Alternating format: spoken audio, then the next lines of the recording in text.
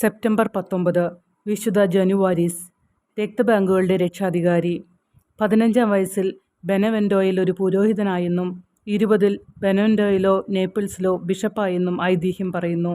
303-ലും 304-ലും Diocletian ചക്രവർത്തിയുടെ കീഴിൽ പീഡനങ്ങൾ ആരംഭിച്ചപ്പോൾ നേപ്പിൾസ് ഉൾപ്പെടെ സാമ്രാജ്യത്തിലുടനീളം അരാജകത്വം ഉടലെടുത്തു.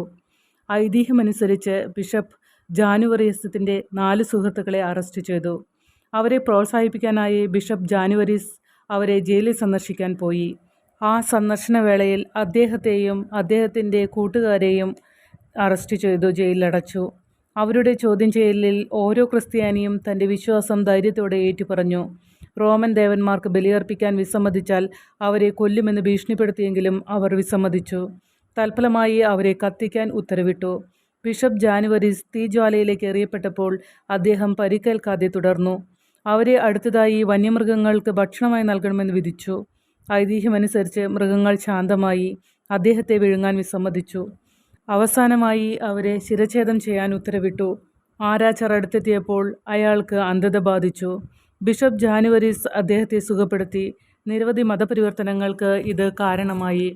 അവരുടെ രക്തസാക്ഷ്യത്തിന് സമ്മതം നൽകിയപ്പോൾ 7 പേരെയും ശിരച്ഛേദം ചെയ്തു.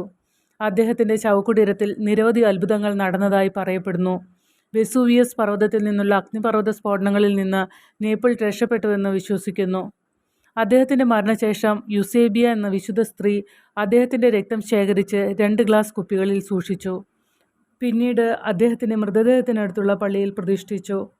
എല്ലാ വർഷവും 3 തവണ അദ്ദേഹത്തിൻ്റെ ഉണങ്ങിയ രക്തം വിശ്വാസികളുടെ സാന്നിധ്യത്തിൽ ദ്രവീകരിക്കുന്നു.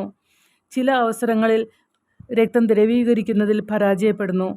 ചിലർ നഗരത്തിൽ വരാനിരിക്കുന്ന ഭീഷണിക്കായി വിശ്വാസികൾ പ്രാർത്ഥിക്കണമെന്നതിൻ്റെ സൂചനയായി അതിനെ വ്യാഖ്യാനിക്കുന്നു.